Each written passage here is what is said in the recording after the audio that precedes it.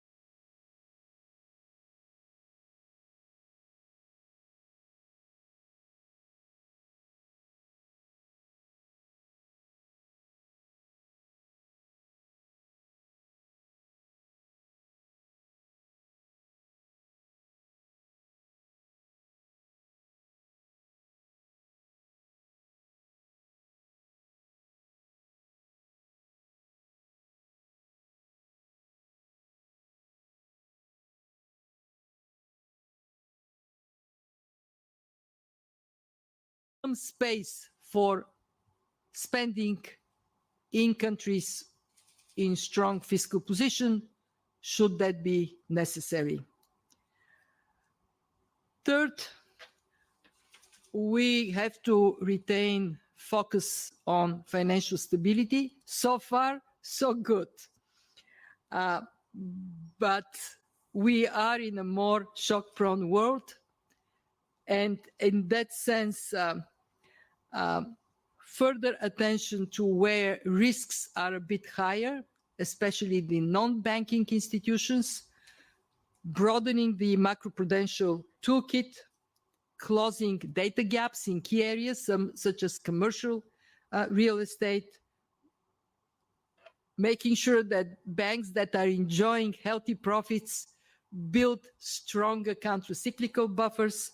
This would all be healthy for financial stability in Europe.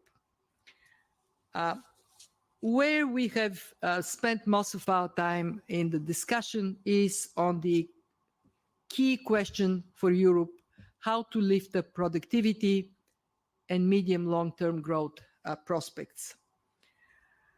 And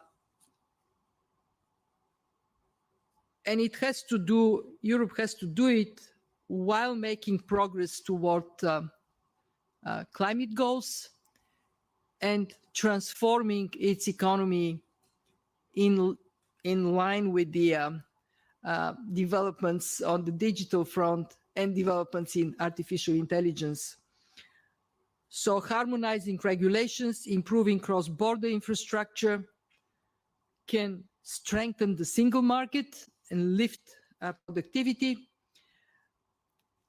A lot of expectation that finally move towards capital market union would give Europe additional strength to mobilize and allocate savings more efficiently. And finally, we talked about the role of trade. It has served Europe well. A predictable rules-based international system has been good for the European people. But the reality now is we have a more fragmented global economy. Others are moving on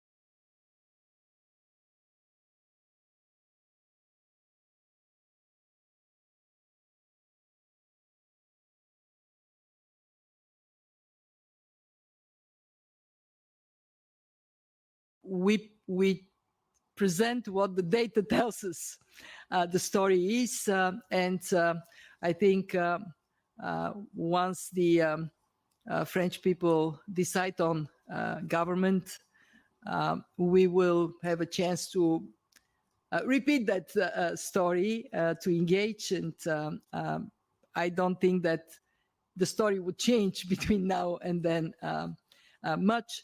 So far, markets have reacted as they react always when there are elections, no more, no less. There has been spike of some concern on by markets, and then it calmed down. And in that sense, the story is no different from previous election cycles. On the second one, you asked about the EVs. I mean, this is an ongoing discussion, and it is a discussion between trading partners. For us at the IMF, what is important is to always approach issues of that nature, of disagreement between trading partners, with attention to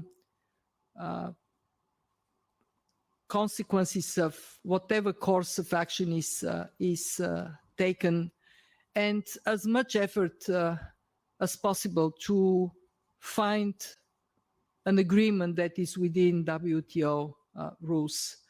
And I think we will see in the next weeks, months, how that discussion will advance. I should add that we are in a world in which we don't have the luxury of time to advance the green transition. So as decisions are taken around trade, they cannot be separated entirely from the very short time horizon we have to bring emissions down. So work with those two objectives in mind: fair trade and fair future for our children. Let's go to the gentleman in the white polo shirt. Thank you for the question. I'm Daniel Aronson, AFP. If I may, I would like to do a follow-up on the situation in France. I would like to have your assessment of the situation. How concerning is the evolution of public deficit and debt in France? And secondly, is France's commitment to reduce the deficit to 3% by 2027 credible? Thank you very much.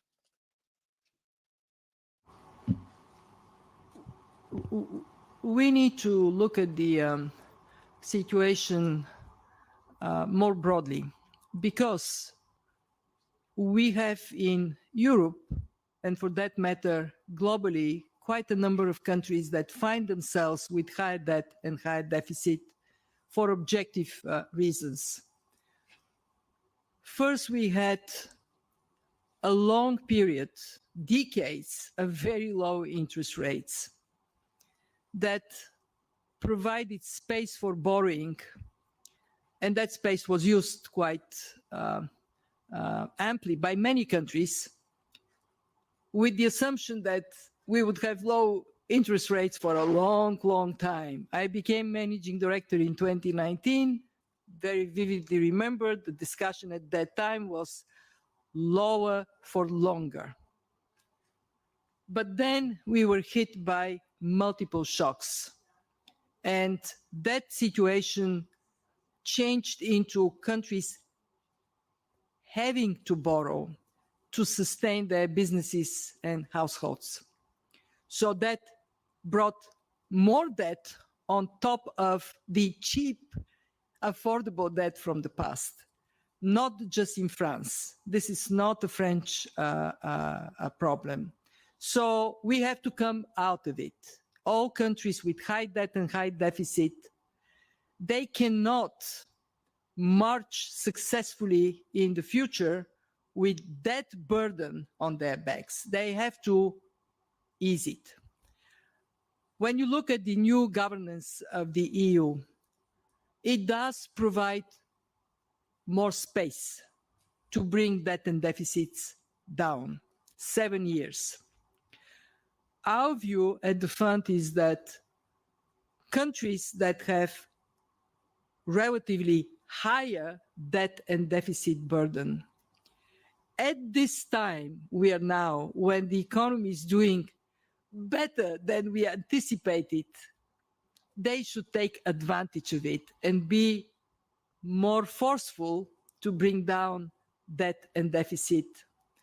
But they have the space to do it over the 7 years time frame with consistency of action during this period of time.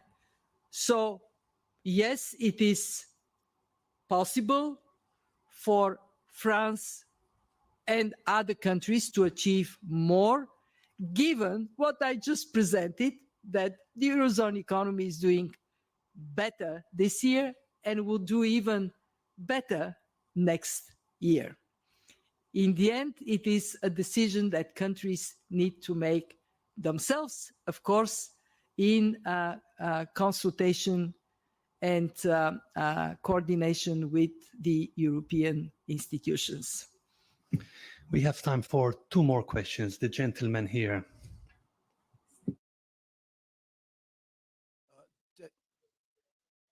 Anything you want to say on the questions up to now? No, nothing to add at this stage. No. He's here, ladies and gentlemen, Alfred KAMMER. David Thomas from MNI. I just want to say you're quite optimistic on the policy mix, and as you said, you're expecting the ECB to bring rates down to 2.5, even 2% over the next year or so. But sticking with the French theme, could that be a threat to your optimism on the policy mix if we do get a government that's that's ready to renege on its EU fiscal commitments? We don't speculate on these matters. What I can say is that there is a mandate for any government anywhere given to this government by its people. And the expectation of people is that they would have better opportunities, that their standard of living would go up, there would be good jobs. Well, these expectations are best met when there are sound policies in place. If you look at the last years, what is the most important lesson we learned?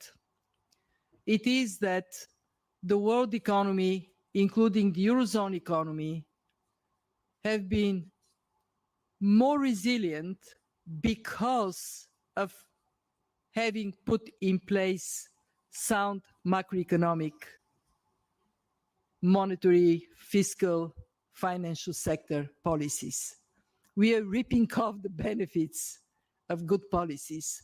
And that is what I think any government in any country aspiring to provide better opportunities need to look at what are the choices to be made and then how to implement these choices. Maybe just one point on the related matter of the economic governance framework of DEC. What is the real innovation and why is that so important? It now relies on medium-term plan, and you can have your adjustment over 4 to 7 years. It is based on national plan, and so the idea is that there is more ownership by the governments in carrying out these plans, and it's also backed up by national institutions who are monitoring the implementation of these plans. So I think that's a very important point when we are looking at uncertainty in the medium term. That still leaves, of course, political risks. It relies on successive governments to live up to these commitments. Plans may change over time, but it's a strong framework in terms of starting and focusing on the ownership of countries and their national plan. And that should give some confidence, especially when you are hit by many shocks over this period, that these plans have a high probability of being delivered. Colleagues, I'm afraid we ran out of time. We're kicked out of this room now, so we need to wrap it up. A new press conference is being lined up. The transcript will be available on imf.org very shortly. Any questions which unfortunately we did not have time to take, do send them to media@imf.org and we'll get back to you very soon. Once again, thank you for making the time. My closing is, in a world of so much tension, challenges and complexities, when there is good news, take it. Thank you. Thank you very much.